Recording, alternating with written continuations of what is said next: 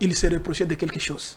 Si vous prenez leurs interventions dans le média contre le président de la République, quand il était encore dans l'opposition, vous pouvez trouver le mobile de ce qu'ils disent aujourd'hui. Ils ne veulent pas qu'on puisse réveiller les dossiers des insultes, des menaces, des dénigrements.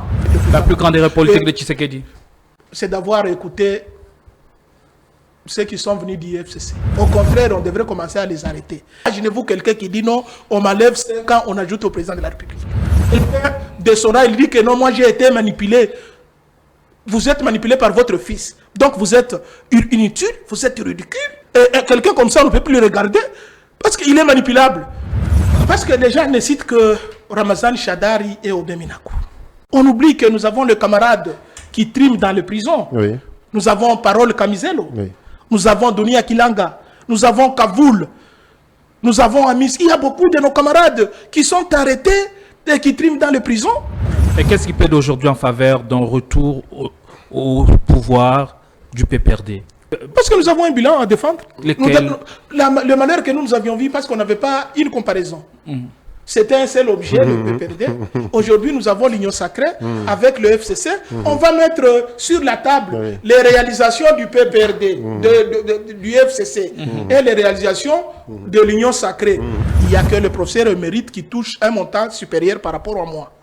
Donc, moi, je touche mieux que le professeur et le professeur associé, mais je touche 4 600 000. De le Pochulumbaï aurait menti à l'opinion. Voilà. Peut-être il parle de lui-même. Hein. Peut-être il y a 2 barèmes. Un barème pour l'Union sacrée. Là où on paye le professeur qu'on estime être proche de l'Union sacrée, ces montants-là. Et les autres professeurs de la République qui touchent 4 600 000.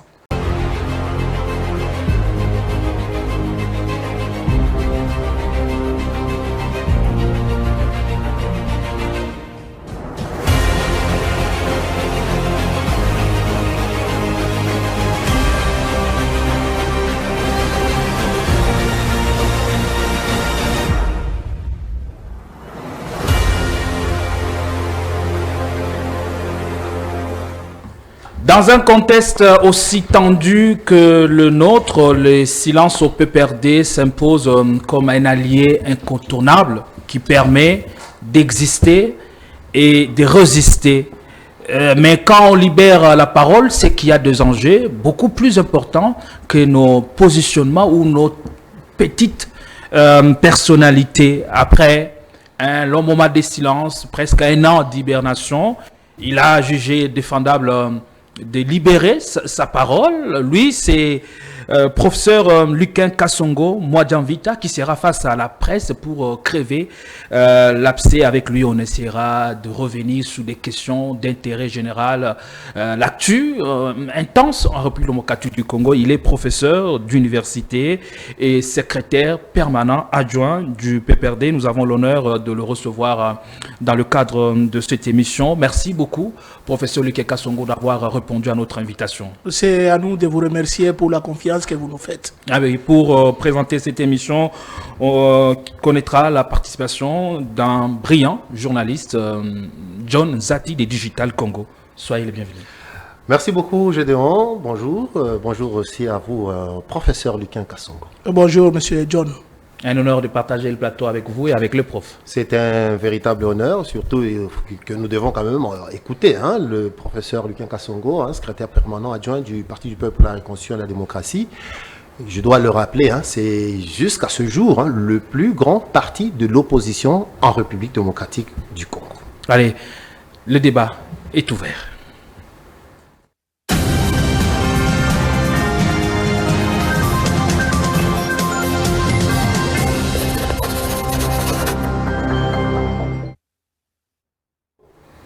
Professeur Luquin Kassongo, en mars 2025, Joseph Kabila amorce la restructuration majeure au sein du PPRD en désignant Obeminakou comme vice-président et responsable intérimaire.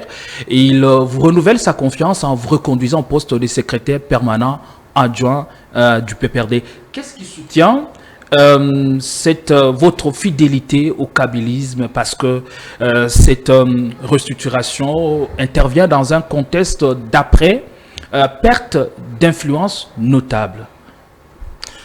Merci, monsieur le journaliste. Effectivement, en 2025, en mars 2025, le président Kabila a décidé de réorganiser son grand parti, le PPRD, en ajoutant un élément si important au fonctionnement du parti. Comme vous le savez, lui-même étant absent au pays, il fallait que notre cadre puisse jouer le rôle qu'il jouait au parti. C'est ainsi qu'on a confié la responsabilité au professeur Aubin Minakunjala Njoko, qui n'est pas un acteur politique à présenter dans ce pays. Il était secrétaire général de la majorité présidentielle. Il était le président de l'Assemblée nationale. Donc, ça a tombé à point nommé. Comme nous sommes un parti démocrate, nous préparons les élections en 2028. Il fallait qu'on puisse commencer à affûter les armes, à mettre tout le batterie en marche pour que nous puissions reconquérir le pouvoir que nous avons perdu en 2018. Et c'est comme ça que le président Aubin a rejoint l'équipe dirigeante du PPRD comme vice-président national du parti. Et on a reconduit le secrétaire permanent et nous, ces deux adjoints, mon estimé collègue, camarade Ferdinand Kambere, qui est endeuillé, à qui nous présentons les condoléances, il a perdu son tendre père. C'est le fruit du travail. Qu'est-ce qui soutient votre fidélité au kabylisme? Le PPRD... Parce que la restauration intervient dans un contexte d'après-perte d'influence notable, parce que dans un moment comme celui-là, on compose généralement avec ses collaborateurs le plus fidèles, mais à même de relever les défis, comme vous l'avez évoqué tantôt. Oui, le président Kabila sait lui-même, ses camarades du parti, il sait à quel moment il paie responsabilité X, à tel autre moment, il paie responsabilité Y. Et ce n'est pas que nous sommes le plus méritants que tous les camarades du PPRD éparpillés à travers le monde. C'est le président Kabila qui sait les raisons qui ont fait qu'il puisse nous renouveler cette confiance. Donc nous ne pouvons pas dire que nous sommes meilleurs que les autres, nous sommes plus méritants. Non, c'est le président Kabila qui sait à telle période qui il peut mettre et pour quel objectif. Et nous avons traversé une période de turbulences et nous avons tenu les flambeaux du parti jusqu'à ce qu'aujourd'hui on est en train de faire peur au régime par notre présence sur la scène politique. Ce que mon estimé Gédéon Atibou est en train de vous faire voir, c'est que cette restructuration du président Kabila intervenait après une longue période de crise, constatée notamment au sein du FCC avec les départs et la mise sur pied d'ailleurs d'une cellule de crise qui dure jusqu'à ce jour. Pourquoi vous avoir choisi vous? Effectivement, il y avait des défis à relever, mais entre-temps, ceux qui ont été nommés n'ont pas pu travailler. Il y a des poursuites par-ci, des poursuites par-là. C'est encore vous peut-être qui êtes dehors. Alors, comment est-ce que vous êtes en train de gérer cette situation? Parce qu'il faut rappeler, en l'absence de Chadari, c'est lui qui fait l'intérim au parti. Nous faisons l'intérim collégialement avec les camarades de Ferdinand Kambere. Mais par préséance, c'est vous qui êtes avant. Bon, par préséance, c'est vous qui venez avant Nous dirigeons le parti à deux. Okay. Il n'y a pas quelqu'un qui dirige seul. Nous sommes à deux, les adjoints du SP, et nous co-gérons le parti pendant cette période. Et comment est-ce que vous gérez cette situation? Pourtant, il y avait des défis à relever, il y avait un objectif poursuivi dans cette restructuration, mais apparemment empêché de travailler. Le PPRD est en train de faire peur. C'est ce qui a fait que quand on s'est rendu compte que le PPRD voulait affûter ses armes, mettre toute le batterie en marche pour les élections de 2028, on a commencé à mettre le bâton dans les roues du PPRD. On n'a pas commencé avec l'arrestation des dirigeants du parti. On a commencé avec des suspensions fantaisistes. On a suspendu le PPRD par 2 fois. Et ce n'était pas suffisant. Ils ont commencé à enlever pas arrêtés parce qu'il y a ceux qui disent qu'ils étaient arrêtés. On ne peut pas, quand on arrête quelqu'un, c'est suivant les règles qui régissent la procédure en matière d'arrestation. Ici, ce sont les enlèvements. Et vous savez vous-même, plus de 8 mois pour les SP et 7 mois pour le vice-président. On n'a jamais su où ils sont détenus, ni le membre de famille, ni les avocats, moins encore les partis politiques. Leur parti. Mais vous, membres du parti, vous avez quand même eu vent des raisons qui avaient poussé peut-être à leur enlèvement, entre guillemets. On n'a jamais eu, pour avoir vent, il faut être en contact avec les concernés. Nous n'avons jamais été en contact avec les concernés. Ils n'ont jamais été présentés devant un juge quelconque pour dire qu'il y a des indices tels quels reproches on faisait aux camarades. Même s'il y avait des reproches, on ne pouvait pas les garder dans un endroit caché pendant plus de mois en violation et de la Constitution et de lois qui régissent la République démocratique du Congo. Même les instruments juridiques internationaux auxquels la République démocratique du Congo a ratifié donnent une procédure de détention, d'arrestation de quelqu'un. Et d'après vous, pourquoi est-ce que le PPRD est en train de faire peur, comme vous êtes en train de le dire? Nous sommes le plus grand parti de ce pays. Nous avons géré le pays et nous connaissons le fonctionnement de ce pays. C'est comme ça doit faire peur, parce que nous avons plus d'expérience que les autres partis. Et nous sommes le seul aujourd'hui, sur le plan national, à avoir géré le pays pendant 16 ans. Parce que le parti est créé en 2002. Et fier d'un bilan. Très fier d'un bilan. Et si nous commençons à parler du bilan du PPRD, nous pouvons faire un mois devant ces micros. Opposé à celui de Félix Tshisekedi, qui semble avoir mieux fait. Messieurs les journalistes, nous avons suivi, comme vous, un cadre de l'UDPS qui est passé dans les médias pour dire d'abord que le PPRD occupait un immeuble de l'État. Ce sont des déclarations mensongères. Le PPRD était locataire d'un immeuble appartenant à la SNCC, et le jour que nous quittions l'immeuble, nous n'avions pas un seul mois d'arriéré de loyer. On est parti de 3 000 à 8 000. On payait $8 000 le jour qu'on quittait ces bâtiments-là. La SNCC n'est pas une société liquidée. La société existe et les archives existent. Si le cadre de l'UDPS n'est pas informé, n'a pas d'information, c'est une honte. Quand une personnalité politique de son rang fait des déclarations mensongères au vu et au su de toute la communauté internationale qu'internationale, alors que les preuves existent, la SNCC existe, qu'on pose la question à la SNCC si nous avons un seul mois d'arriéré que nous n'avons pas payé. Donc, nous, en tant que parti, nous sommes légalistes, nous demeurons légalistes et nous étions locataires. Nous avons payé le loyer jusqu'à ce que nous avons quitté ces bâtiments-là. Concernant les déclarations de dire que Kabila n'a pas construit un seul kilomètre de route.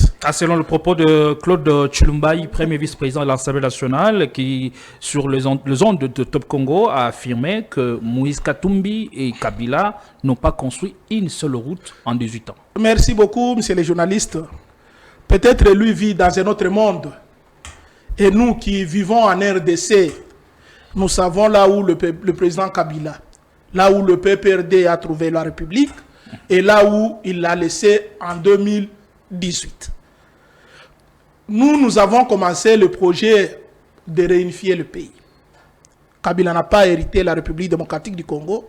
Kabila a hérité une partie de la République démocratique du Congo.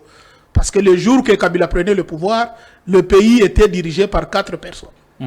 Vous voulez dire que Tshisekedi a hérité d'une situation bien meilleure très meilleure qui n'existait en 2001. Parce qu'il a trouvé le pays réunifié. Il a trouvé le pays avec toutes les institutions.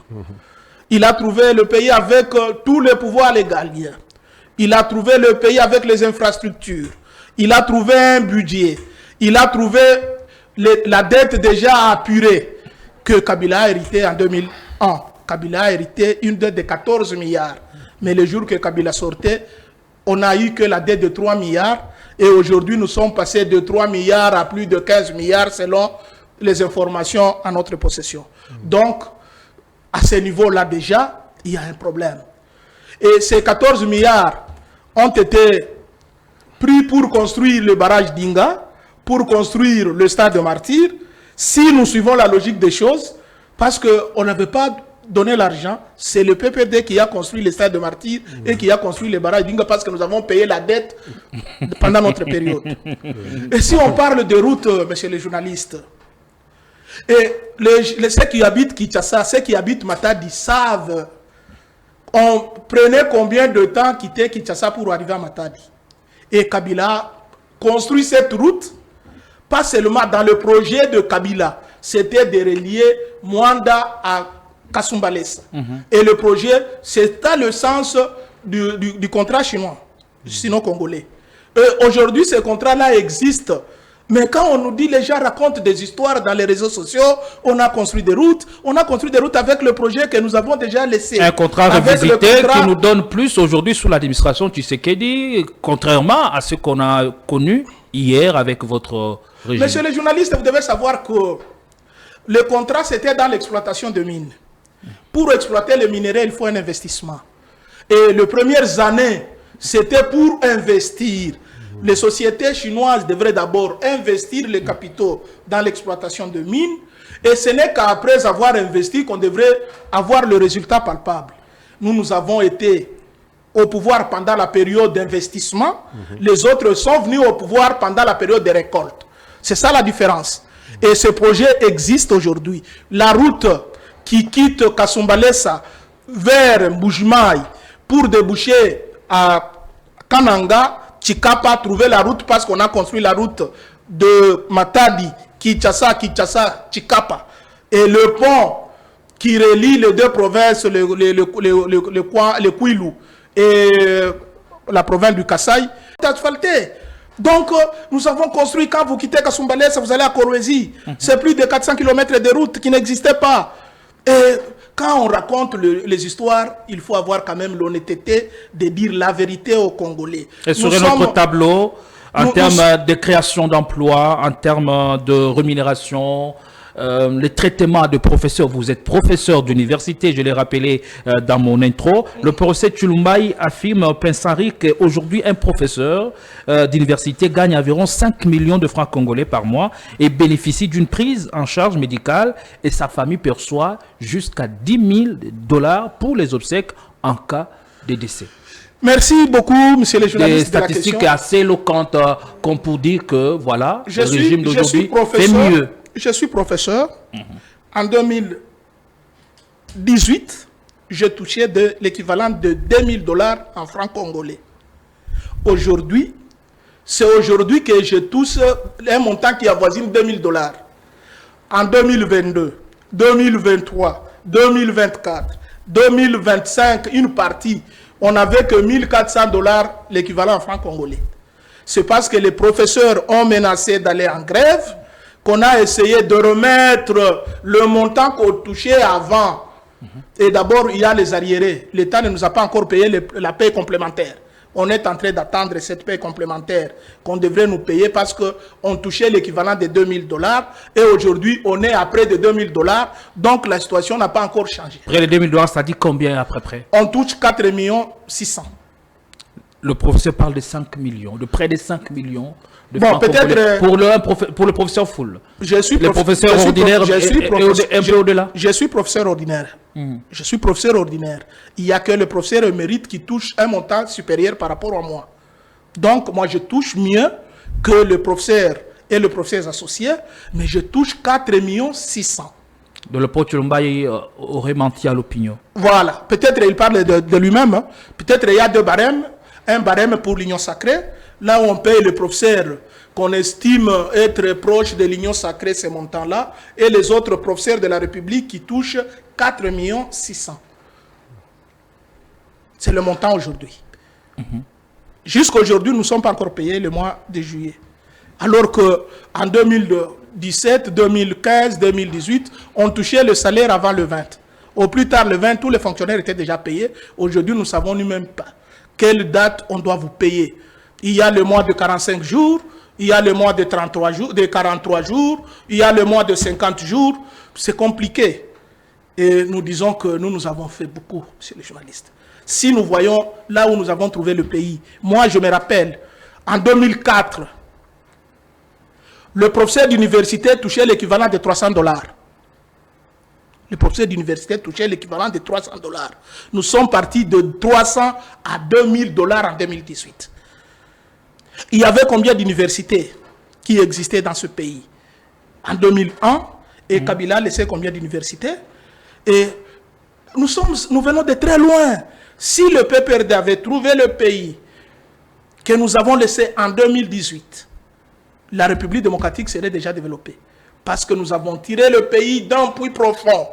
Nous l'avons mis à un niveau zéro pour commencer à remonter.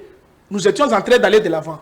Mais aujourd'hui, je ne sais pas quelle est l'évolution qu'on nous vante aujourd'hui. Et parlant du budget, le président Tshisekedi aujourd'hui fait incontestablement mieux que votre régime pendant 18 ans. Le budget dont on fait allusion, avec le budget moins de 6 milliards, nous avons créé des compagnies d'aviation. Nous avons eu Congo Airways, nous avons des compagnies de transport en commun, nous avions Transco, nous avions Esprit de Vie, nous avions le transport le gouvernement provincial avait le transport en commun. Et avec un budget de 6 milliards. Maintenant, avec le budget de 18 milliards, et on payait les fonctionnaires à temps, au plus tard les 15. Avec le budget de 18 milliards, les gens sont impayés. Il n'y a plus de sociétés de transport. Et nous avons combien de bus de transport en commun de l'État aujourd'hui qui opèrent dans la ville de province de Kinshasa? Dieu merci, nous avons des motards. Si on n'avait pas des motards, je ne sais pas comment la population quinoise devait vivre avec le transport. Ça devait être un calvaire. Si vous voulez avoir une idée de la souffrance de la population, allez le matin à Tchangoué ou le soir pour voir le nombre de gens qui rentrent, qui viennent en ville le matin à pied et qui rentrent le soir à pied. C'est ça qui va montrer le degré de la misère que nous traversons dans ce pays. Professeur Lucien Kassongo, je vous ai suivi religieusement. Vous avez vanté ou bien rappelé le bilan de 16 ans ou 18 ans au pouvoir. À quel niveau vous avez laissé le pays? Mais nous avons beaucoup aussi salué, même si vous ne l'avez pas évoqué, cette première alternance pacifique, démocratique, à la tête du pays. Ça, c'est un acquis, hein, pour toutes les générations. Mais là où je me plains, c'est quel gâchis. Parce que les choses allaient bien. Pourquoi est-ce que ces belles amours se sont arrêtées de manière brusque? Et à ce jour, les alliés FCC cachent, se regardent anciens défaillances. Est-ce que vous ne voyez pas que votre attitude, vous, FCC, cache, ne privilégiez pas l'intérêt supérieur de la nation? Et si aujourd'hui nous sommes en train de décrier cette crise que nous connaissons ce jour, et qui nécessite d'ailleurs la convocation d'un dialogue, mais vous apportez encore d'autres préalables qui risquent encore de freiner les choses. Est-ce que vous ne trouvez pas que cette attitude de vous, FCC Cash, est à la base de cette souffrance de la population que vous venez d'évoquer? Merci, monsieur les journalistes. Après les élections de 2018, il y a eu celui qui a eu la majorité présidentielle et celui qui a eu la majorité parlementaire. Le président Tshisekedi a eu la majorité présidentielle et le président Kabila, la famille politique du président Kabila, a eu la majorité parlementaire. Et le président Kabila, avec le président Tshisekedi, avait pris une bonne initiative de mettre les énergies ensemble pour faire développer le pays, pour gérer ensemble, aller de l'avant. Mais on avait induit le président Tshisekedi en erreur, en faisant croire au président Tshisekedi que tout ce qui ne marchait pas, c'était le FCC. Et il fallait prendre la classe politique, la vieille classe politique du FCC, l'amener dans le camp du président Tshisekedi pour que les choses aillent comme sur un tapis roulant. Alors que c'était une erreur monumentale. Et le président Tshisekedi vous a déjà dit qu'il regrette la dissolution de la coalition FCC-Cash. Oui. Parce que si vous voyez... Ce sont des paroles à l'air ou en son fort intérieur, il regrette À son fort intérieur, il regrette parce que... Mais vous le aussi, peut-être, vous avez aussi accepté cette situation, qui étaient du côté du FCC, qui sont partis du côté de l'Union sacrée, sont partis avec même manière de tambouriner. Ce sont les gens qui ne cherchent que leurs intérêts personnels égoïstes, qui ont participé à toute le mess de ce pays. Certains ont géré avec le président Mobutu, avec le président Kasavubu, avec le président Mobutu, avec le président Mouzé Laurent Désiré Kabila, avec le président Kabila fils. Aujourd'hui, ils sont avec Félix. Et le jour, si le président Félix peut faire semblant de mourir, dire seulement à sa classe politique, à ses membres de l'Union sacrée, que moi, en 2018 et 2028, je pars. Il y aura des gens qui vont commencer à changer le langage le même jour, le soir. Ceux qui dansaient, ceux qui criaient pour le président Joseph Kabila, ce sont les mêmes qui crient pour le président Tshisekedi aujourd'hui. Et le président Tshisekedi est conscient de ça. Certains ont même affirmé avoir été manipulés à l'époque. Oui, voilà. Le président Tshisekedi, ce n'est pas un enfant. Il sait la psychologie de tout un chacun. Il est en train de comprendre ces gens-là. Sachez qu'un jour, on va le mettre hors jeu. Toutes ces personnalités politiques qui ont la politique du ventre. Qui, par exemple? Les ventriotes. Qui, par exemple? Vous les connaissez tous. Nombreux. Ceux qui chantent à la gloire du président Félix.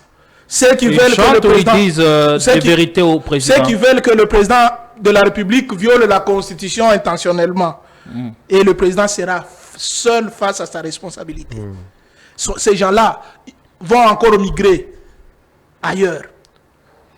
Et c'est pourquoi je dis, le jour que le président Félix dira seulement à ces gens-là dans une réunion que non, mes frères, organisez-nous pour chercher un candidat. Moi, je ne serai pas candidat en 2028. Nombreux vont se repositionner ailleurs. Ils vont quitter ces criquets migrateurs-là. Ces renards vont quitter pour aller se repositionner ailleurs. Et nous n'avons pas besoin de cette classe politique de la honte.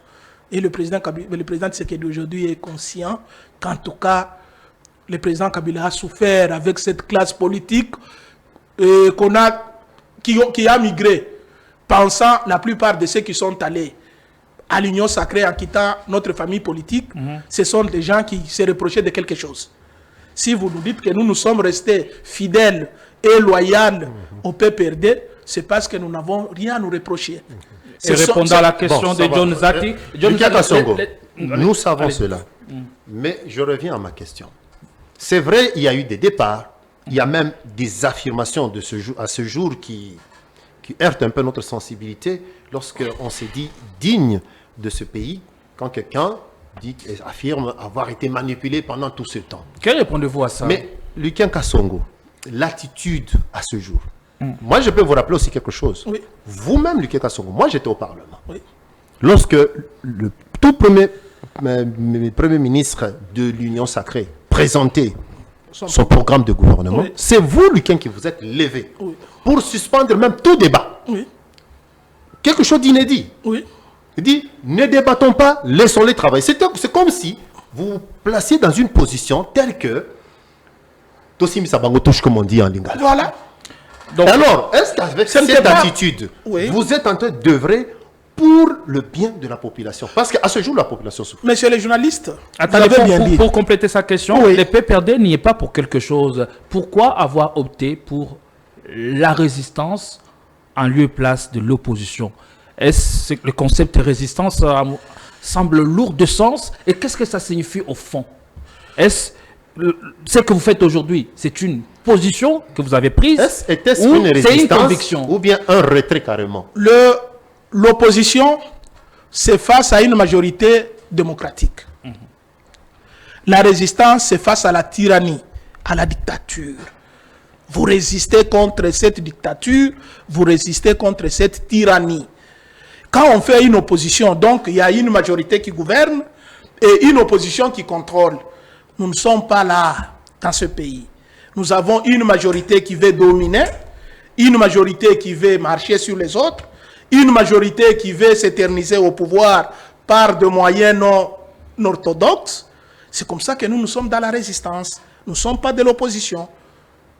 Nous résistons contre la répression dont nous sommes victimes. Nous résistons contre les arrestations dont nous sommes victimes. Nous résistons contre l'acharnement dont nous sommes victimes. C'est pourquoi nous résistons contre toutes les antivaleurs. Vous résistez en quoi faisant exactement? En nous battant pour que les histoires reviennent à la normale. Vous battez où? Nous nous battons dans le média. Vous n'êtes pas dans la lutte institutionnelle, moins encore sur le terrain. Être sur le terrain, c'est quoi? Être sur... Moi, j'ai l'expérience du terrain. Il n'y a pas quelqu'un qui est sur le terrain. Ce sont les mêmes personnes. Quand l'UDPS organise des manifestations, on donne aux gens 5 000, ils vont. Quand le PPRD organise les manifestations, on donne aux gens 5 000, elles vont. Quand C64 organise des manifestations, on donne aux mêmes personnes 5 000, elles vont. Donc, il n'y a pas de peuple. Nous faisons... Quand les fourmis construisent la termitière, ce n'est pas avec tambour battant.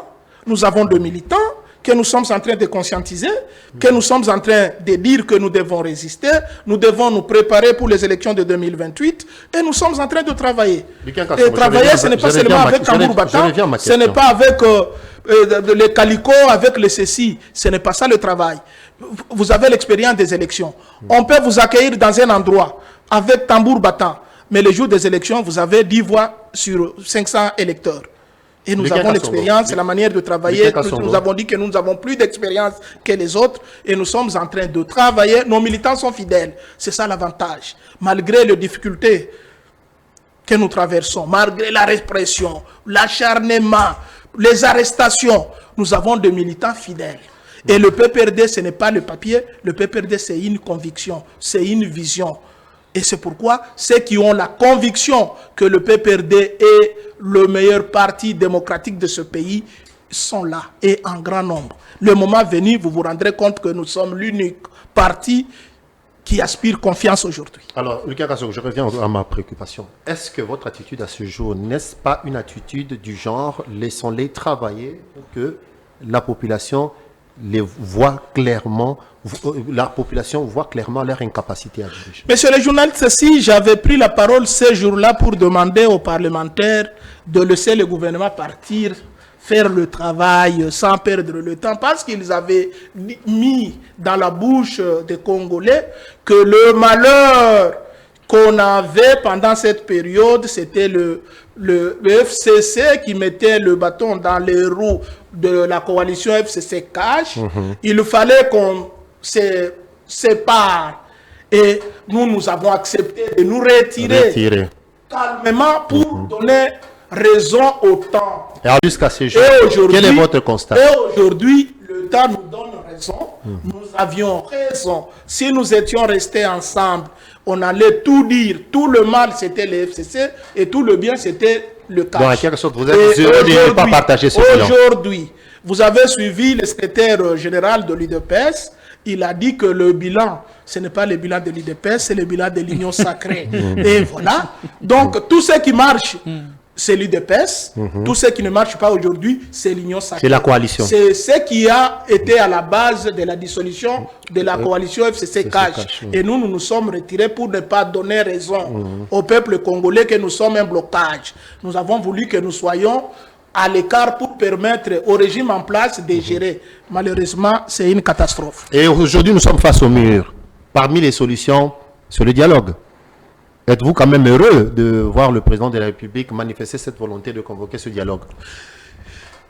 Si vous voyez le 12 points que le président Joseph Kabila avait proposé le 23 mai 2025, il avait dit que l'issue de tout ça, il faut que les Congolais se mettent autour d'une table.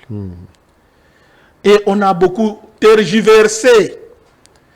Et aujourd'hui, la situation du pays est en train de donner raison à ceux-là qui avaient demandé qu'on puisse avoir le dialogue. Si vous vous rappelez le président Kamere, et pendant que la guerre quittait les forces de l'AFC progresser vers Bukavu, il avait demandé que le temps n'était pas les rallier, il fallait qu'on aille vite au dialogue, et il était vilipendant, insulté, humilié. Et aujourd'hui, quand on se retrouve devant le mur, on regarde derrière, et c'est le souhait de tout le monde. La crise actuelle ne pourra trouver solution que lorsque les Congolais se mettront autour d'une table, se parler franchement, sans que quelqu'un ne vienne avec les agendas cachés. C'est ce dialogue-là que nous n'allons pas accepter. Un dialogue pour cautionner, un dialogue qui sera conduit par une partie au procès, par un problème. Parce qu'aujourd'hui, le problème, c'est le régime, c'est l'opposition, c'est la société civile. Donc, tout le monde a des problèmes à son niveau.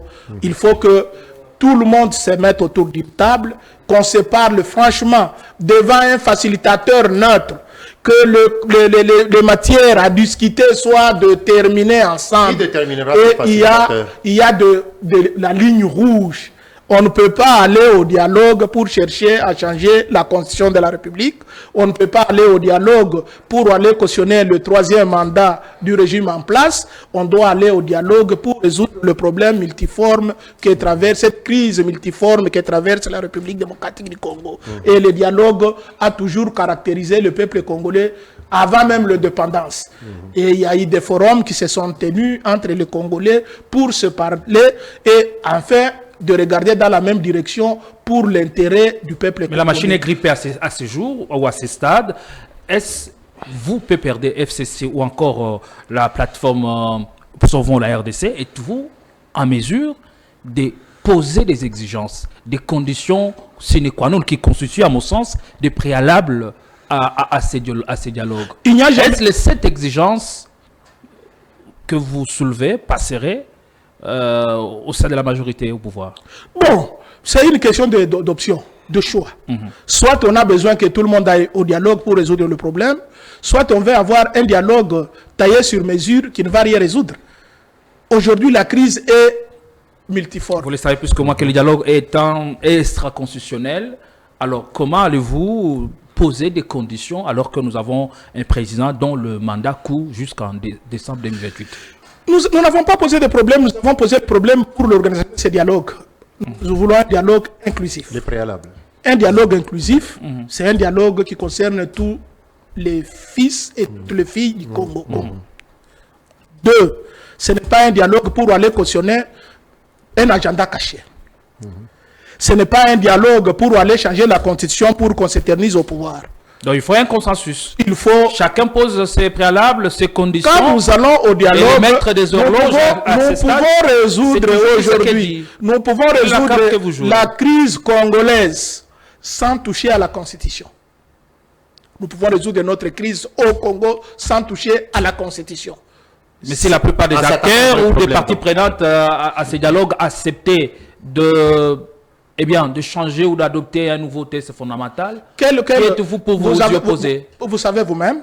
Parce que là, il sera question du rapport de force. Ce n'est pas le rapport de force. La force appartient au peuple. Et c'est le peuple qui sera gagné. Mais on veut interroger ce peuple-là à travers un référendum populaire. Non. Le peuple a déjà décidé en 2006. On a déterminé les matières qui font l'objet d'un référendum. C'est l'article 5 qui dit que le peuple... La souveraineté appartient au peuple, qu'il l'exerçait directement ou indirectement, soit par les élections ou par un référendum. Ça ne serait pas limiter le pouvoir du peuple souverain? Le peuple souverain a déjà limité lui-même son propre pouvoir. Il vous dit, cette constitution peut être modifiée, mais voici les matières qui peuvent faire l'objet de la modification. Il vous dit, nous pouvons aller au référendum. Voici les matières qui peuvent faire l'objet du référendum. Il n'y en a que 3, il n'y en a pas 4. Donc, c'est le peuple congolais qui a décidé. La constitution a été adoptée par référendum populaire. Et ces constituants, ce peuple congolais qui avait décidé en 2006, en décembre 2005, il avait lui-même posé le principe. Il dit, moi j'ai fait ça, je ne peux pas revenir sur ça. C'est ça la loi. Je suis le premier à initier la loi référendaire dans ce pays. J'étais l'initiateur de la loi référendaire en 2015. On avait interprété très mal, non, pour le gens, de la même manière que nous avons la loi électorale. Je rappelle que vous étiez dans la commission PAJ de l'Assemblée nationale pendant très longtemps, que vous avez même dirigé à ce moment. Oui, j'avais proposé la loi référendaire en respectant la Constitution. On avait mis la loi, parce qu'aujourd'hui, le matière, à cette époque, quelles étaient les raisons? C'est à l'époque où on nous faisait pression pour céder l'eau de la rivière au Bangui pour alimenter le lac Tchad. Or, céder l'eau, c'est une partie du territoire que vous cédez. Et pour résoudre cette question, il n'y a que le référendum qui peut partager les deux camps. Personne ne pouvait dire oui ou non sans interroger le peuple congolais. C'est comme ça que pour interroger le peuple congolais, il fallait une loi. Et moi, j'avais proposé la loi qui respectait la Constitution. Et la loi ne peut pas donner les matières qui ne sont pas prévues par la Constitution dans une loi ordinaire. La loi sur les référendums, c'est une loi ordinaire qui ne peut pas contredire la volonté du constituant de 2006. Donc, je sais de quoi je parle, monsieur le journaliste. Et la constitution ici, nous avons une meilleure constitution parmi les constitutions du monde. Le jour que les dirigeants congolais, le jour que les politiciens congolais appliquera la constitution dans son esprit et dans sa lettre, le pays ira de l'avant. Voilà, je reviens un peu sur l'inclusivité du dialogue, parce que ça fait également débat. Il y en a qui évoquent l'inclusivité, mais en disant que ceux qui ont touché aux armes ne peuvent pas participer à ce dialogue. Est-ce qu'on peut parler d'inclusivité en excluant une certaine catégorie? Il y a aussi une autre préoccupation, toujours par rapport à ce dialogue. La crise en République démocratique du Congo est essentiellement sécuritaire. Non. À ce jour. Non. Mais est-ce qu'on doit essentiellement sécuritaire? Elle est également politique. Elle est également politique. Elle est multiforme. Elle est multiforme. Voilà. Donc, nous devons parler de toutes les matières. Les groupes armés doivent-ils... Est-ce un impératif pour que les groupes armés puissent participer à ce dialogue? Bon, je ne sais pas. Nous voulons une chose et son contraire. Le même gouvernement est en pourparlers avec le M23. Vous attendez parler de l'accord de Doha, l'accord de Washington, l'accord de Nairobi, l'accord de Suisse aujourd'hui. Et ça signifie quoi? On parle déjà avec le M23. Le gouvernement a pour parler avec le M23. Mais quand il faut maintenant parler du dialogue, là où tout le monde va se mettre autour d'une table, on dit que non, nous ne pouvons pas parler avec ceux qui ont pris les armes. Alors ils se contredisent. Ce qu'ils font, parce que j'ai vu ce matin, Steve a tweeté qu'à la fin de ce mois, le gouvernement va se rencontrer encore avec le M23 à Suisse. Et pour aller faire quoi? Pour aller dialoguer. Il dialogue seulement en deux. Ça, c'est seulement un petit point. Je dis que la crise est multiforme. Elle n'est pas seulement sécuritaire. Et quand on parle avec le M23, c'est l'aspect sécuritaire. Il y a l'aspect politique. Oui.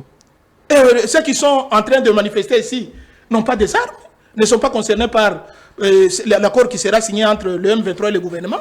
Ceux qui manifestent ici, ils ont des préalables, ils ont des problèmes qu'ils posent sur le plan de la gestion du pays. Les détournements, la corruption, les pillages systématiques des richesses. Est-ce que tout ça qui entraîne la crise sécuritaire dans la partie orientale?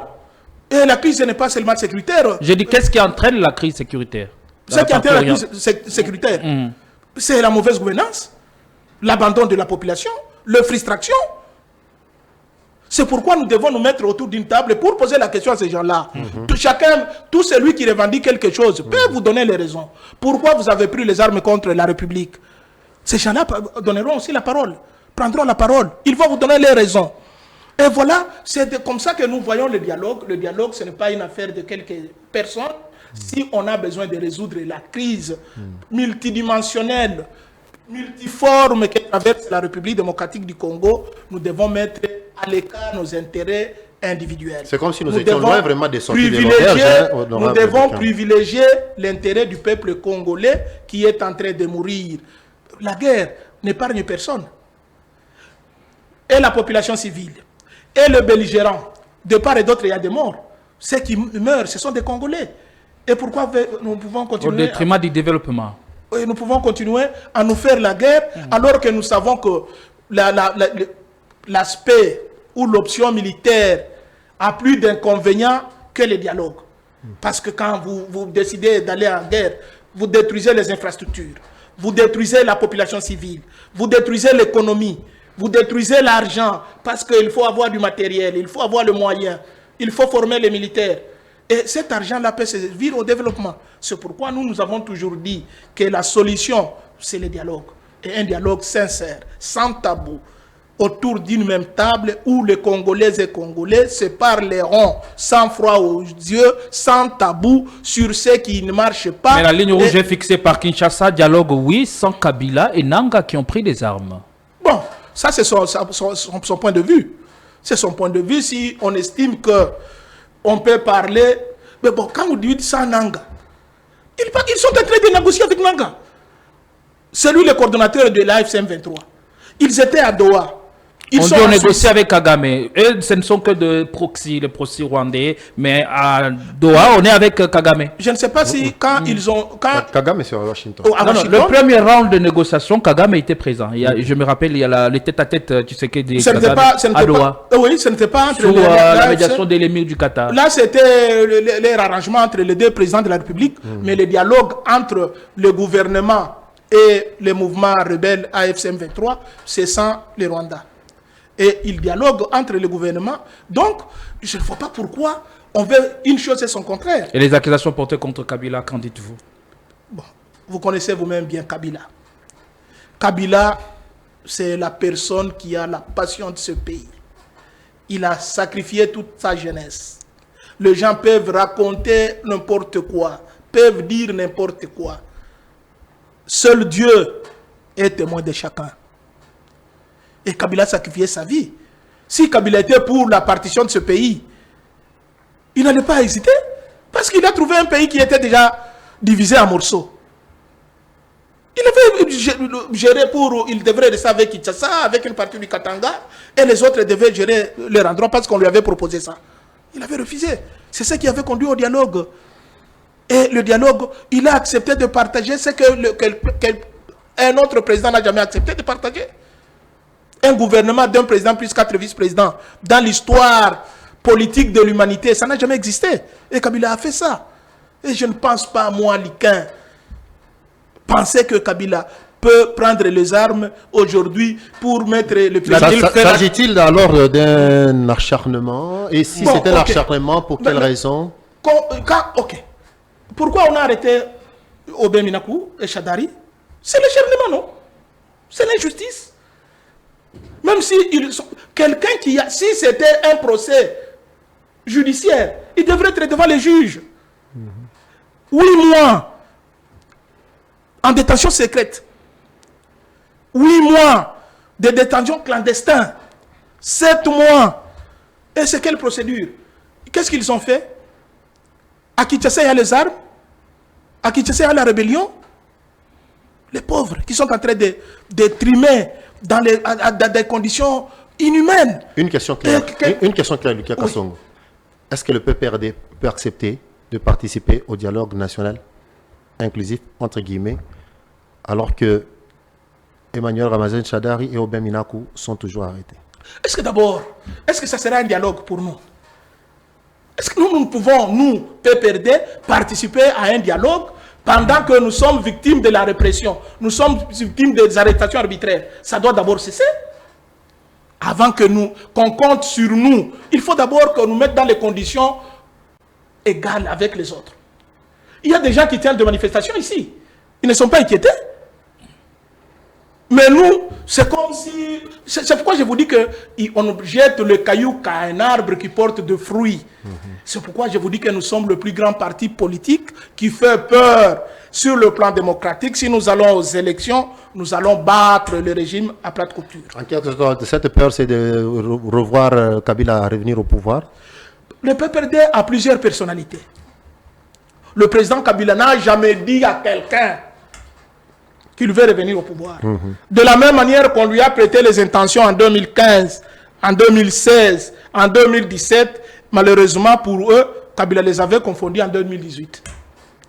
L'avait-il fait de son propre chef ou il était astreint?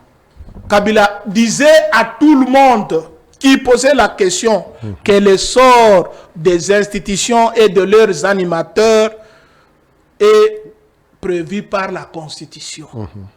On lui demande est-ce que vous serez candidat aux élections de 2028. Il dit, pose la question à la Constitution. Ouais. Mais il n'est jamais parti. Il est parti après les manifestations des rues. Les manifestations, c'était de la manipulation pure et simple. La cause de ces reports, c'était la guerre du M23 qui nous avait coûté beaucoup de moyens. En 2012. En 2012-2013. Et ça avait perturbé le budget. Et c'est comme ça qu'on a organisé les élections en retard. Mais l'unique avantage de ces élections, c'est parce que vous n'interrogez pas l'histoire. En 2006, les élections étaient organisées à 90% par la communauté internationale. Oui. Le Congo n'avait contribué qu'avec 10%. Et les 10% là, c'était seulement le personnel.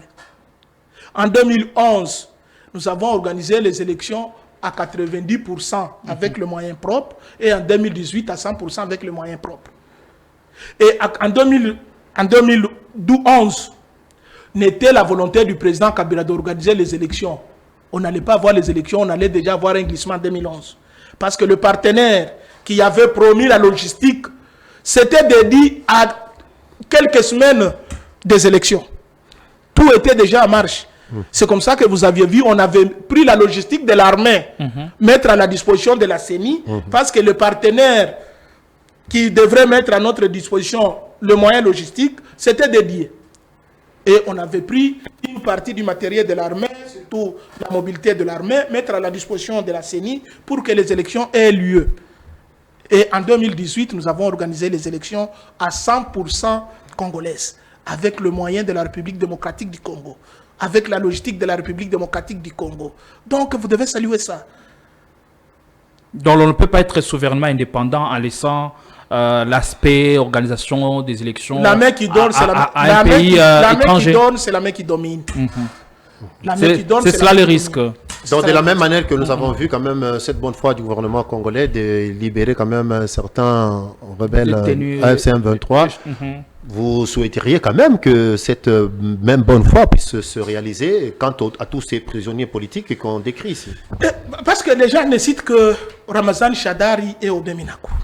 On oublie que nous avons le camarade qui trime dans les prisons. Oui. Nous avons Parole Kamizelo. Oui. Nous avons Dunia Kilanga. Nous avons Kavoul. Nous avons Amis. Il y a beaucoup de nos camarades qui sont arrêtés et qui triment dans les prisons. Et arrêtés injustement. Injustement. Parce qu'on est seulement du PPRD.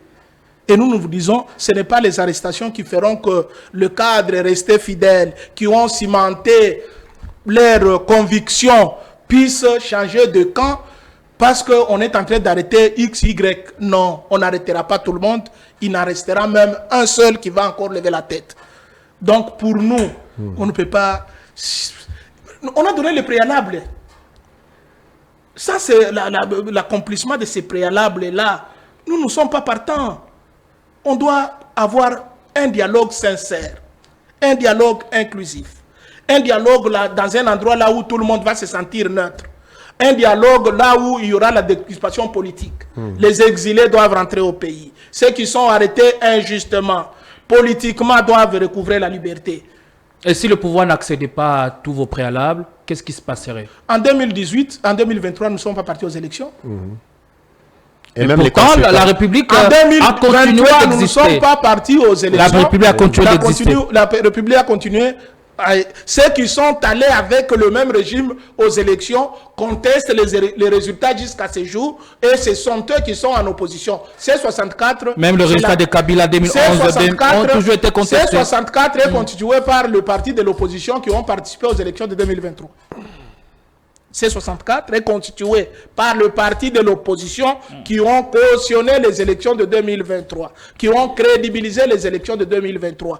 Et aujourd'hui, ils contestent farouchement ces élections-là. Est-ce qu'aujourd'hui, vous ne payez pas cash cette stratégie de n'avoir pas participé aux élections de 2023? Parce qu'aujourd'hui, la lutte aussi, c'est au niveau des institutions. C'est là que vous devriez faire votre poids. Aujourd'hui, vous menez une lutte hors institution. Messieurs les journalistes, quel est ce parti qui fait le poids dans une institution aujourd'hui? Quel est ce parti? C'est important quand même qu'on ait les débats. Ceux qui sont aux élections et au Parlement aujourd'hui ne participent pas au vote de toutes les lois. Ils n'ont pas pris part à la loi référendaire. Ils ont estimé que la loi référendaire était anticonstitutionnelle sur toute la ligne. Elle a été validée par la Cour constitutionnelle sous réserve des 13 articles.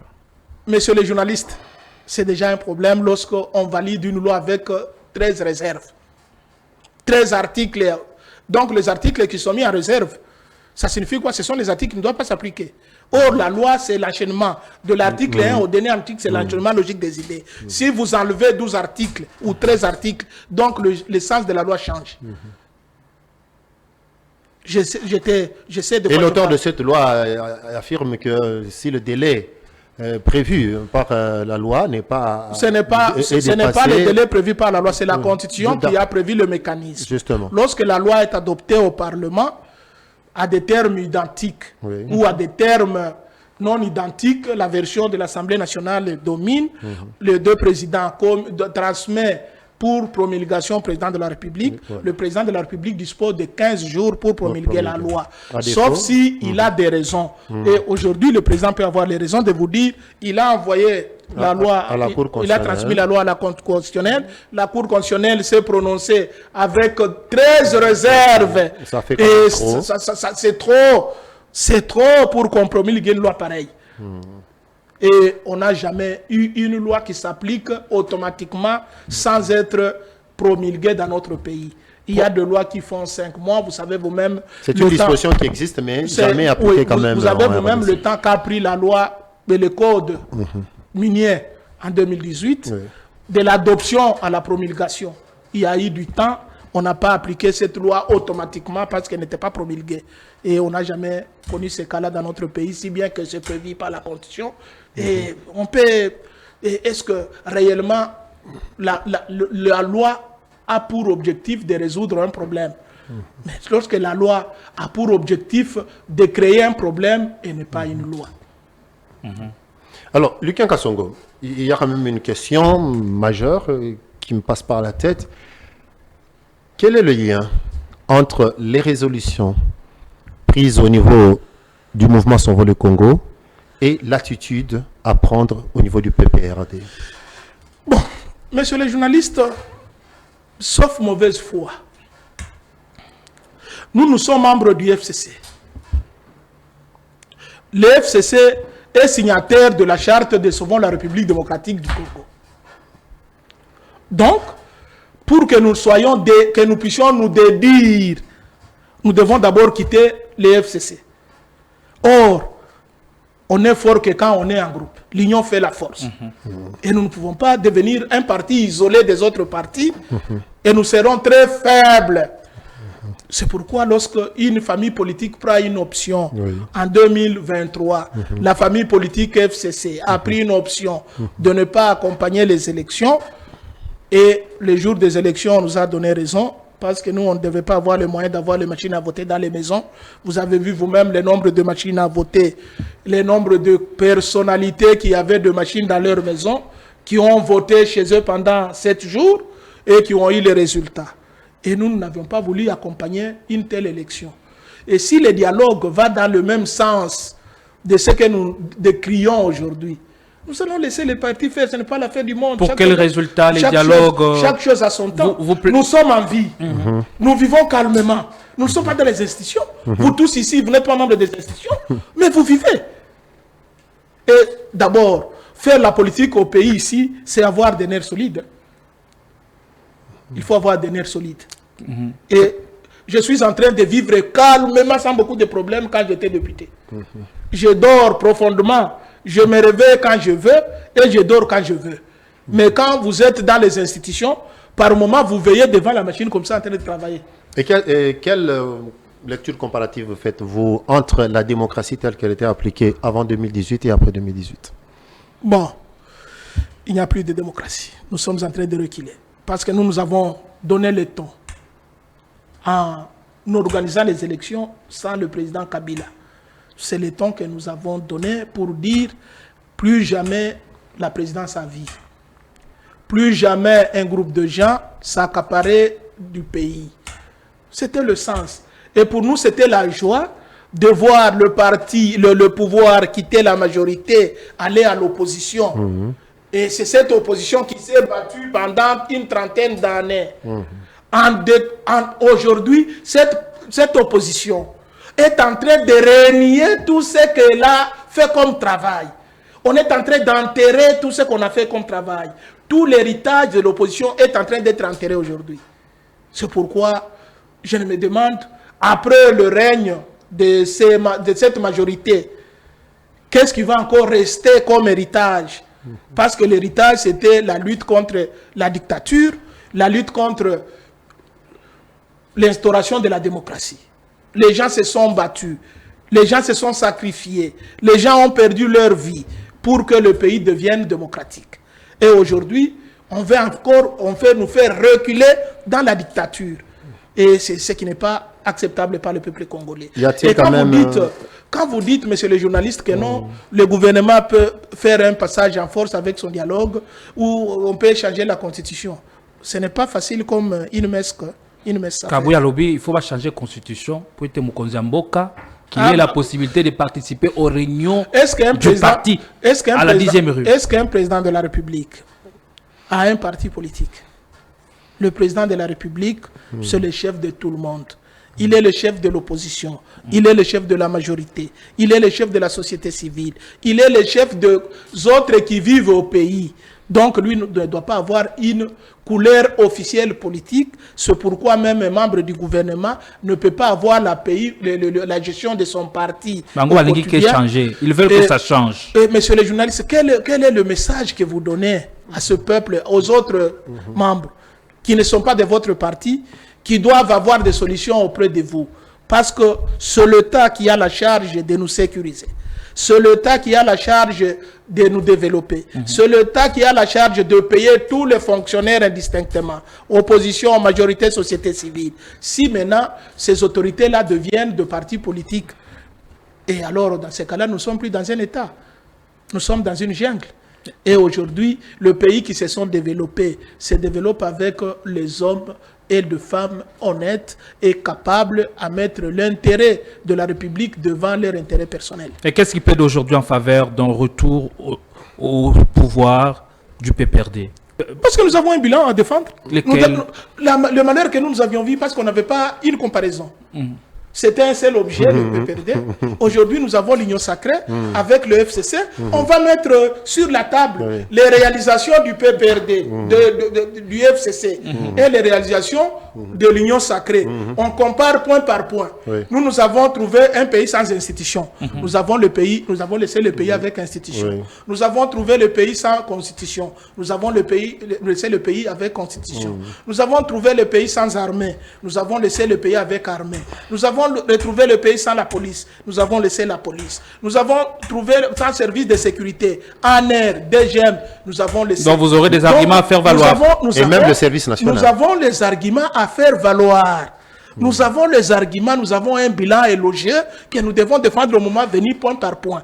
Et d'ailleurs, vous me donnez l'occasion de dire un peu. Quelque part, vous êtes heureux d'avoir vu quand même l'UDPS se diriger. J'ai suivi un autre cadre de l'Union sacrée. Aller faire des déclarations dans ma ville de Kamina. Que depuis l'indépendance, Kamina n'a jamais eu d'eau potable. On m'a devant le peuple qui a eu l'eau. Et l'usine qu'on est allé inaugurer, c'est l'usine qui est terminée en 2018.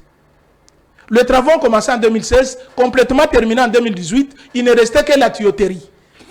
Et l'argent de la tuyauterie était déjà disponible. On a saboté cette usine, mais au lieu de dire que dans le cadre de la continuité de l'État, les actions qui ont été menées par le régime sortant, continuons avec le régime entrant, parce que c'est ça l'idée de l'État. La continuité de l'État, ça signifie vous arrêtez là où vous arrêtez. Moi, je commence par là. Mais on veut prendre le peuple congolais comme un peuple, je ne sais quoi, où là, on va mentir la population qui sait pertinemment que l'œuvre ici, ce n'est pas votre œuvre. Et il dit publiquement devant un meeting, un membre de l'Union sacrée, un membre influent de l'Union sacrée qui dit que la ville de Kamina n'a jamais eu d'eau, comme si c'est l'Union sacrée qui a donné l'eau, alors que l'usine qu'on est allé inaugurer, c'est l'usine laissée par le FCC, par le régime du FCC. Donc, il y a des histoires que, d'abord, aujourd'hui nous avons honte d'arriver dans un milieu, vous vous présentez comme professeur, surtout professeur de droit. On a honte. Parce que nous avons plusieurs qualificatifs et ça prouve à suffisance. Vous avez parlé de déclaration, celui qui a dit que Kabila et Moïse n'ont construit aucun kilomètre de route. Oui, vous avez dit c'est encore quel professeur? Le professeur Voilà. Jean-Claude Isaac. Voilà. Et voyez, ceux qui contredisaient, qui vantaient la Constitution hier, c'est la meilleure Constitution. Celui qui touche à la Constitution, c'est comme quelqu'un qui viole sa mère. Et aujourd'hui, ce sont les chantres du changement de la Constitution, donc ils violent leur mère. Est-ce qu'avec une classe politique pareille, vous pensez réellement que nous pouvons nous développer? C'est pourquoi je demande à une jeunesse, notre jeunesse, d'être responsable, de se prendre en charge, de mettre la rupture avec la racaille politique qui a montré ses limites, prendre la chose en main. Et moi, j'ai toujours dit à mes étudiants, n'espérez pas avec notre génération le bonheur de vos enfants. Il faut que vous vous battez pour que vos enfants vivent mieux que vous. Sinon, si vous nous laissez dans cette situation, vos enfants vivront très mal par rapport à vous alors que vous vivez déjà mal. Il nous reste 3 minutes pour clôturer ces numéros. John Nzati. Professeur Lucien Kassongo, c'est toujours un plaisir d'échanger avec vous. Nous avons en tout cas survolé tout ce qui constitue l'intérêt du pays actuellement. Je tiens d'ailleurs aussi à signaler que vous parlez si bien de la province du Haut-Lomami parce que vous êtes vous-même vous avez été longtemps l'unique élu de la ville de Kamina. Le premier élu. Donc, siège que vous avez cédé tout simplement parce que vous aviez boycotté les élections. Voilà. Alors, vous avez quand même suivi le voyage, l'itinérance du chef de l'État dans la province du Haut-Lomami et notamment Kanyama-Kasese. Quelles sont vos impressions? Oui, bon, nos impressions, le président de la République peut visiter la République, peut parler avec le peuple congolais directement lui-même, il peut entendre leurs doléances. Malheureusement, chez moi à Kamina, les échos que j'ai eus, aucune audience n'a été accordée à la population de Kamina pour l'écouter, et que ce soit par le président de la République lui-même, que ce soit par la délégation, parce que tous les notables s'étaient déplacés, et au point que la population se demande quelle était la raison de ces voyages. Parce qu'à chaque fois qu'un président de la République arrive dans un milieu, et toutes les bouches qui ne parlent pas ont la parole ce jour-là, parce qu'on dit directement à celui qui pourra trouver des solutions de ce qui ne va pas et de ce qui ne marche pas. Bon, malheureusement, les échos que j'ai eus chez moi, aucune audience n'a été apportée à la population de Kamina. Différentes couches de la population. Aucune audience n'a été accordée à la population de Kamina. C'était une déception de cette population et qui a dit que ceux qui ont organisé le protocole du chef de l'État n'ont pas bien fait ça parce que les gens espéraient écouter le président de la République. Les gens voulaient échanger avec le président de la République, comme ça a toujours été le cas.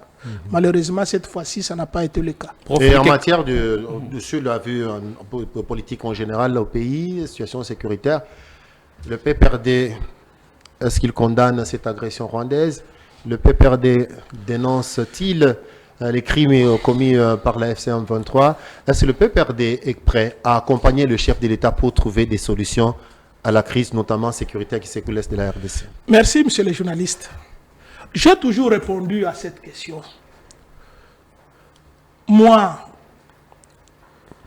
je me suis toujours posé des questions. Pourquoi vous voulez doiter les autres alors qu'il y a 4 doigts tournés vers vous-même? Le président de la République a reconnu que le cadre du M23 était invité par son ministre de l'Intérieur pendant 14 mois à Kinshasa. Mais on n'a jamais arrêté le ministre de l'Intérieur pour poser la question comment il les avait invités. On n'a jamais interrogé, on n'a jamais séquestré comme ce que nous vivons avec nos camarades détenus illégalement pendant 8 mois, 7 mois, pour rien, alors qu'il y a les gens qui ont demandé qu'on puisse libérer tous les détenus de l'AFC et du M23 qui étaient en dolo condamnés à mort. Ces gens-là, on ne les a jamais interrogés. Et par moments, nous pensons que c'est leur complicité. Et aujourd'hui, la guerre, c'est du fond politique aujourd'hui. On dit que s'il n'y a pas de paix, il n'y aura pas d'élection. Et aussi longtemps qu'il n'y a pas élection, c'est le régime qui va continuer à gouverner le pays. Donc le régime ne fera plus en sorte que la guerre cesse. Si la guerre cesse, on va aller aux élections. Il faut que la guerre continue pour rester au pouvoir en dehors de la Constitution. Vous accusez le pouvoir de tirer profit et dividendes de cette guerre? Oui, le pouvoir tire profit parce que si c'était anormal, on devrait interpeller celui qui avait invité les M23 pendant 14 mois, qui les nourrissait, qui payait le transport. Ça, c'est un vieux dossier. Le président a payé à répondre à toutes ces questions. C'est ça le nœud du problème, c'est le début du conflit entre le gouvernement et ces gens-là. C'est pourquoi nous disons, c'est bien de condamner. Il faut commencer par les causes. On finit Qu'est-ce qui avait motivé ces gens-là de les appeler à Kinshasa? Qu'est-ce qui avait motivé de libérer ceux qui étaient condamnés en dolo? On les a libérés. Ceux qui faisaient l'objet de poursuites, on avait annulé leurs poursuites. Pourquoi? Merci. On nous a jamais dit ça. Merci Mais vous nous demandez que nous, qui ne connaissons pas les tenants et les aboutissants de leur engagement, on n'avait pas de relations chaudes avec le Rwanda quand le président Kabila est parti. Mais en 2019, lors des obsèques du fait Étienne Tshisekedi wa Mulumba, les Sphinx de l'Humité, on a chanté ici Yona Nyobe Oboya Kagame. Ça signifiait quoi? On chantait pour qui? Pour nous qui étions contre Kagame. Toi, tu es qui pour refuser à Kagame de venir à Kinshasa? Nous l'avons fait venir. De toute façon, il était président de l'Union africaine. Vous avez vu les contrats signés entre la République démocratique du Congo et le Rwanda. Vous avez vu Rwanda Rukwala atterrir et on a donné l'aéroport de Goma à cette compagnie. Donc, même vous n'avez jamais coupé les relations diplomatiques avec le Rwanda? Les relations diplomatiques, est-ce que nos deux chefs s'est visités? Non. Est-ce qu'on avait des contrats consignés sur le plan économique? J'en sais rien, peut-être dans une visite de nuit. Oh, peut-être dans une visite de nuit, ce n'est pas une visite officielle. Mais ici, nous parlons de la visite officielle. Le président Kagame est arrivé à Goma et à Kinshasa, et le président Félix est allé plusieurs fois au Rwanda. Donc, les relations, c'était les problèmes d'amis. On voulait tourner un chapitre... On les a appelés, ils se qualifiaient eux-mêmes de frères et amis. Donc, c'était le pays frère et le pays ami. On va finir. Donc, nous ne savons pas ce qui est arrivé.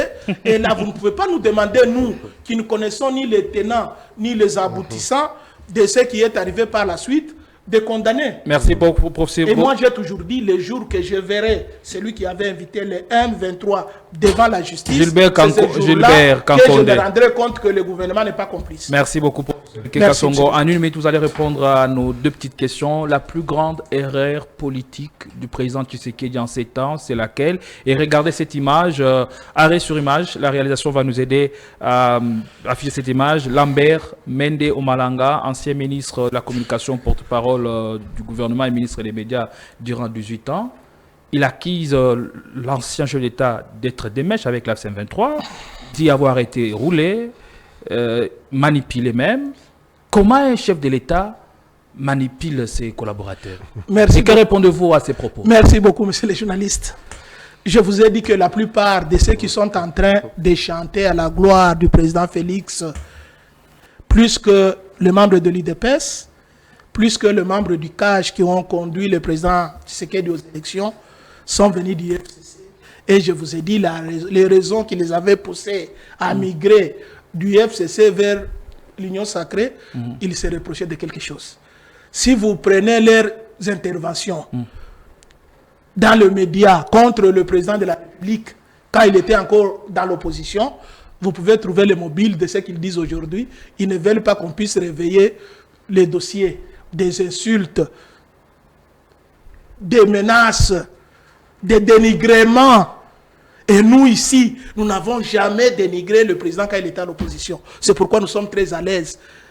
Même quand nous sommes à l'opposition, nous ne l'avons jamais dénigré. C'est le président de la République. Il est le président de tous les Congolais, qu'on le veuille ou pas. Nous l'avons. Ceux qui sont en train de dire aujourd'hui, ce sont les flatteurs, ce sont les criquets migrateurs. Ils cherchent là où s'accrocher pour avoir la vie. Et le jour que le président dira qu'il ne sera pas candidat en 2018, ils vont encore aller ailleurs pour insulter le président Tshisekedi comme ils le font avec le président. La plus grande erreur politique de Tshisekedi, c'est d'avoir écouté ceux qui sont venus du FCC. Qui, par exemple? nombreux. Tous sont partis. Tous les cadres, tous les grands tenants du PPRD, tous les grands tenants du FCC sont partis à l'Union sacrée et ce sont eux qui veulent faire voir au président Tshisekedi qu'il l'aime plus que les autres cadres de l'UDPS et de Cash avec qui le président Tshisekedi a traversé les moments difficiles. C'est cette erreur monumentale de faire confiance à ces gens-là. Au contraire, on devrait commencer à les arrêter. Imaginez-vous quelqu'un qui dit non, on m'enlève 5 ans, on ajoute au président de la République. Est-ce que vous trouvez ça normal dans quel état? Quelqu'un de son âge, il dit que non, moi j'ai été manipulé. Vous êtes manipulé par votre fils. Donc vous êtes inutile, vous êtes ridicule. Et quelqu'un comme ça, on ne peut plus le regarder parce qu'il est manipulable. On les manipule par quelqu'un qui a l'âge de son enfant pendant 18 ans. Il ne dit pas qu'il est manipulable, mais qu'il a été manipulé. C'est ce que j'ai dit. Il a été manipulé pendant 18 ans par quelqu'un qui a l'âge de son enfant. Donc il est nul. Vous faire manipuler pendant 18 ans, vous êtes nul, vous n'êtes pas intelligent. Comment quelqu'un peut se faire manipuler? Et ce sont ces gens-là qui induisent le président Félix en erreur, en suivant leur discours-là. Et le président, je sais, il est en train de se moquer de ces gens-là. Chaque chose a son temps. Ils vont entrer en retraite politique, tous ces chanteurs, les tambourinaires, les troubadours, là, entreront un jour en retraite politique et on créera une nouvelle classe politique de jeunes conscients, de jeunes déterminés, de jeunes engagés pour la cause de la République. Merci beaucoup, Prof. Luque Kassongo. Je rappelle qu'on vous recevez. Merci du privilège que vous nous avez accordé. Vous êtes professeur d'université, secrétaire permanent adjoint du PPRD, député honoraire. Merci d'avoir répondu à nos questions. Merci, monsieur le journaliste. C'est à moi de vous remercier pour la confiance que vous m'avez renouvelée. Nous avons fait presque plus d'une année. On ne s'est pas retrouvé face à face. Votre parole est rare. Vous êtes de plus en plus rare dans le média. Et voilà, mesdames et messieurs, c'est par-ci que nous allons mettre un terme à cette édition spéciale entretien avec le professeur Luque Kassongo, député national honoraire, secrétaire permanent adjoint du Parti du Peuple pour la Reconstruction et la Démocratie. Je rappelle que vous êtes professeur d'université et d'ailleurs vous avez longtemps chapeauté la commission PAJ, politique administrative et juridique de l'Assemblée nationale. Merci de votre disponibilité. Merci aussi à vous de nous avoir suivis. Cette émission se termine par ici. Merci aussi à vous, Gédéon Atibou. Merci, John. Pour cette co-présentation. Rendez-vous est pris donc pour un autre numéro. Merci, professeur.